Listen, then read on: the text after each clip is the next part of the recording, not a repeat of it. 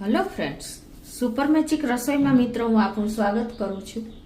આજે હું દિવાળી સ્પેશિયલ આપણે નાસ્તાની સ્પેશિયલ મેંદાના લોટની પૂરીની રેસીપી તમારી સાથે શેર કરું છું, જે એક અલગ જ છે મિત્રો। તમે આ રીતે બનાવશો ને તો ચૂરો થઈ જાય ને એટલી સરસ પૂરી બનશે।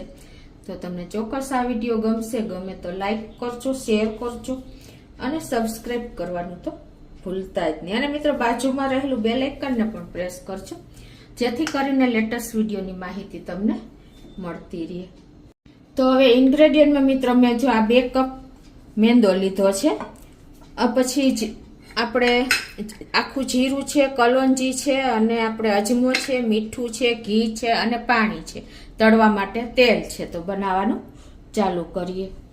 તો મિત્રો મેંદો હોય ને એટલે આપણે ચારેલો જ હોય છે, તો એમ છતાંય તમારે ચારવો હોય તો ચારી લેવાનો। અત્યારે આ 2 કપ મેંદો છે, એમાં આપણે અડધી ટીસ્પૂન જેવો અજમો, અડધી ટીસ્પૂન કલોંજી, અડધી ટીસ્પૂન આખું જીરું છે, જાથેથી મસરીને નાખશો ને તો સરસ લાગશે। અને તમારે મરી નાખવા હોય તો મરી પણ નાખી શકો છો, એનો પણ ટેસ્ટ બહુ સરસ લાગે છે। અને હવે આ બધું આપણે મિક્સ કરી લેશું। એ પહેલા આપણે 1 ટીસ્પૂન જેવું મીઠું નાખી દેશું ટેસ્ટ એકોર્ડિંગ,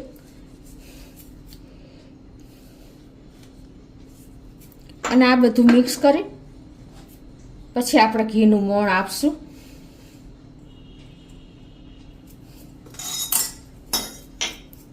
હવે મિત્રો આપણે જો મેલ્ટેડ ઘી આવું પીગાડેલું હોય ને લિક્વિડ ઘી, તો આપણે 5 ટેબલ સ્પૂન ઘીનું મોણ દેવાનું છે।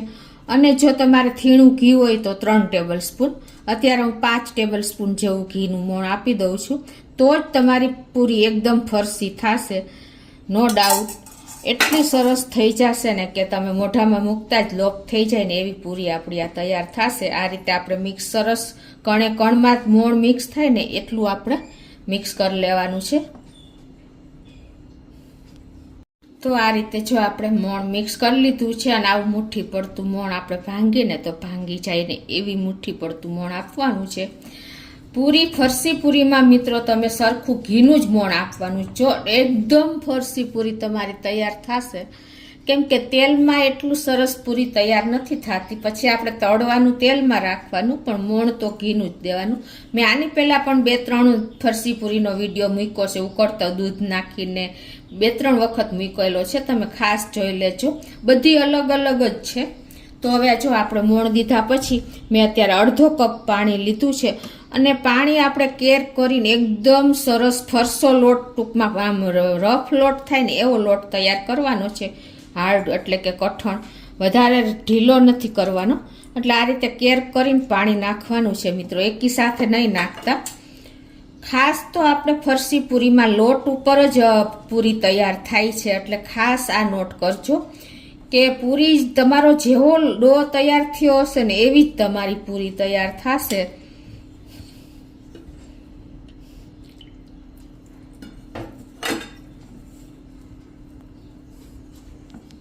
જો મિત્રો હું ડો બાંધું છું ને તો તમને ખ્યાલ આવી જતો હશે, આવી રીતે ભેગો જ થાય ને એવો જ આપણે કરવાનો છે।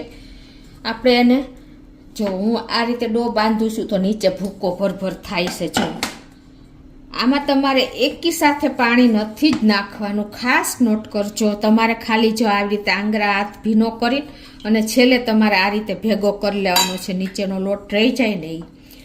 જો તમે પાણીની ધાર કરશો ને મિત્રો તો તમારી ફરસી પૂરીનું રિઝલ્ટ જોઈએ એવું નહીં મળે।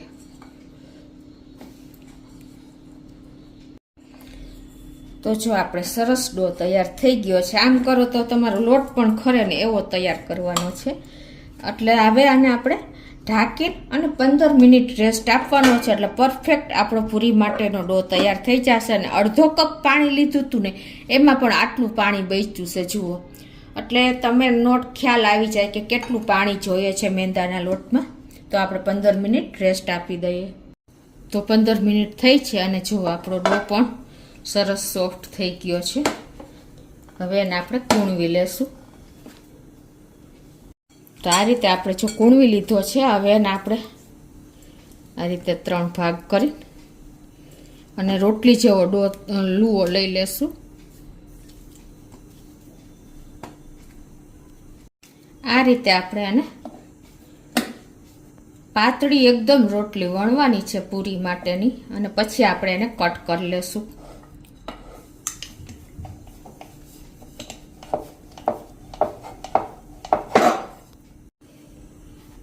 આ રીતે જો આપણે મોટી રોટલી વણી લેવાની, અને રોટલી આપણે એકદમ આછી ટ્રાન્સપરન્ટ થાય ને એવી વણવાની છે. જો આ રીતે આપણે હાથમાં રાખી છીએ તો હાથ દેખાય એવી.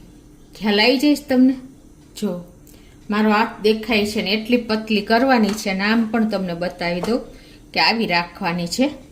હવે આના આપણે કટરથી પૂરી શેપ આપી દેશું. કોઈ પણ તમે ઢાંકણ કે વાટકી કાંઈ પણ લઈ શકો છો. તો અત્યારે હું આ ઢાંકણ લઉં છું, એને આપણે આ રીતે કટ કરી લેશું.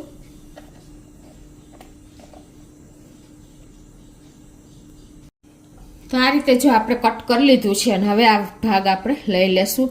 આપણે એકદમ પતલી રોટલી વણી છે ને, એટલે આપણે એને પેલે ફોકથી હોલ પણ નહીં કરવા પડે. અને આગળ હું તમને બતાવું, એટલી સરસ પૂરી તૈયાર થશે. હવે મિત્રો હું તમને નવી ટ્રીક બતાવું છું. એકદમ પૂરીની શેપ જ અલગ આવશે. એના માટે તમારે શું કરવાનું છે કે આ રીતે તો આપણે જો 7 પૂરી તૈયાર થઈ છે, પછી વચારે તમારે આ રીતે પાણી લગાવી દેવાનું છે. આ રીતે વચ્ચે જ લગાવવાનું છે. પછી પાછી પૂરી મૂકી દેવાની છે. પાછું પાણી વચ્ચે લગાવી દેવાનું છે. આ રીતે આવી રીતે પાછી પૂરી મૂકી દેવાની છે. પાછું પાણી લગાવી લેવાનું. આ રીતે તમારે 6 કે 7 થર તમારે કરવાના છે. આવી રીતે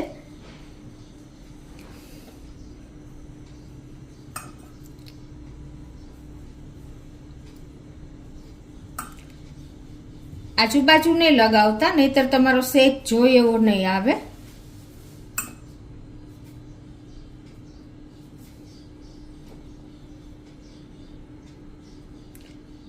અત્યારે આપણે 7 પૂરી થઈ છે, તો 7 પૂરીનું બતાવું છું તમને. પછી તમારે જો આ આપણે આ જે ભાગ હોય ને એનાથી તમારે આ રીતે થોડોક પ્રેસ કરવાનું છે. આવી રીતે તમને ખ્યાલ આવી ગયો? પછી તમારી પાસે સ્ટીક કે કાંઈ સળી કે કાંઈ પણ હોય ને એનાથી તમારે આ રીતે થોડોક પ્રેસ કરી લેવાનું છે. આવી રીતે, અને થોડીક વાર દબાવી દેવાનું છે. એટલે તમારો શેપ જોઈને એવો હું તમને આગળ બતાવું. જુઓ મિત્રો, આ રીતે કરવાનું છે. તમને એના કેટલા લેયર થયા ને એ બતાવી દો. એક આપણે 7 પૂરી મૂકી છે એટલે 7 લેયર જ તૈયાર થશે. જુઓ, અને લોટ આપણે એટલો જ કઠણ બાંધ્યો છે કે તમારી પૂરી ચોટશે પણ નહીં એકાબીજાને. એટલો આપણે લોટ, એટલે જ હું તમને પહેલેથી બતાવતી હતી કે કઈ રીતે લોટ તૈયાર કરવું. જો આ રીતે આપણે 7 પૂરીના લેયર તૈયાર થયા છે. તમને આગળ બતાવું. ખ્યાલ આવી ગયો? આ રીતે આપણે પૂરીને શેપ આપવાનો છે. ઇઝીલી બધા લેયર છૂટા થઈ જશે. જો આપણો લોટ કઠણો જ છે. તમારે વચ્ચે જ પાણી લગાવવાનું છે. જો સાઈડમાં પાણી જશે તો તમારી પૂરી ચીપકી જશે.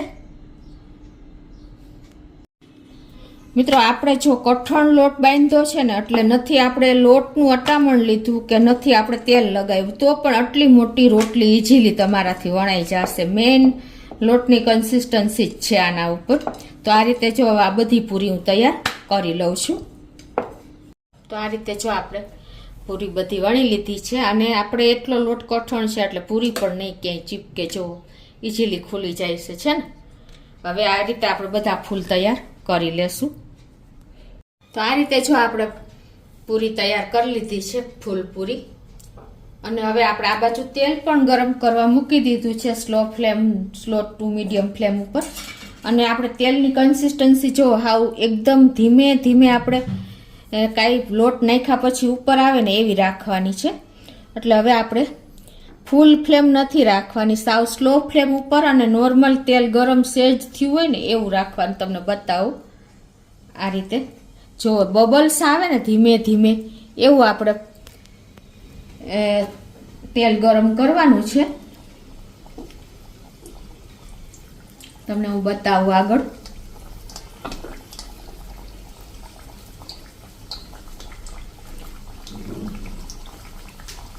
આ રીતે આપણે થોડીક ડિસ્ટન્સે પૂરી રહીએ ને એ રીતે નાખવાની છે, એટલે આપણને ઈઝી પડે. અને એને જો આ રીતે આપણે તેલથી કવર કરતા જાશું એટલે એનો શેપ આવતો જશે.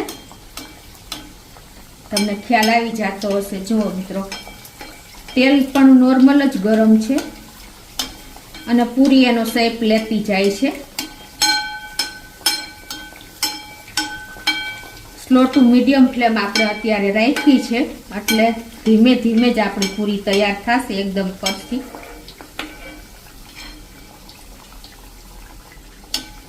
ઉપર તમારે આ રીતે સાઈડમાંથી અને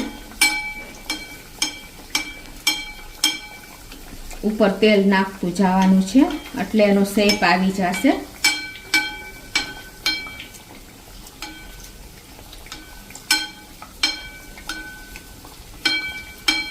છે ને મિત્રો, જો ફ્લાવર ખાતું જાય છે, તમને ખ્યાલ આવ્યો?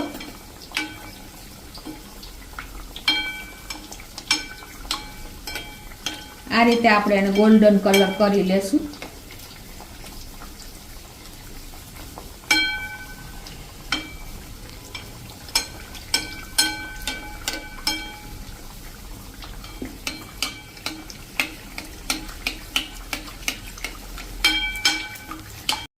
જો મિત્રો, આપણી પૂરી એકદમ સરસ જો ફ્લાવર ટાઈપની તૈયાર થઈ છે. તમને ખ્યાલ આવી જતો હશે, છે ને?